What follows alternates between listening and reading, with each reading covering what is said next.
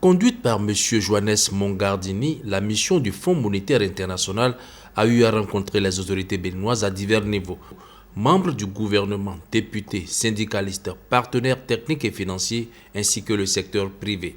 La mission a pu constater que la crise économique mondiale a eu un effet défavorable sur les perspectives à court terme du Bénin. Le produit intérieur brut réel devrait ralentir à la suite d'une baisse significative de la production du coton et du commerce avec les pays voisins. L'inflation s'est décélérée selon les conclusions de la mission du FMI, une décélération qui reflète une baisse des prix des produits vivriers grâce à une bonne récolte des céréales, une baisse aussi des prix internationaux des denrées alimentaires et du carburant. La mission s'est aussi penchée sur la situation fiscale du Bénin. L'analyse de la situation fiscale par la mission a relevé qu'elle s'est détériorée pendant le premier semestre de 2009.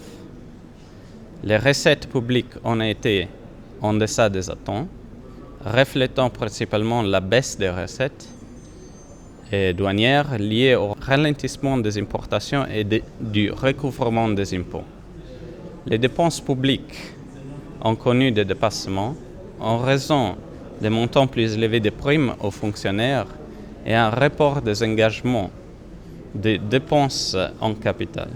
Dans ces contextes, les autorités et les services du Fonds monétaire ont convenu, pour faire face à la baisse des recettes budgétaires, de la poursuite des réformes administratives de l'administration fiscale et douanière déjà engagées.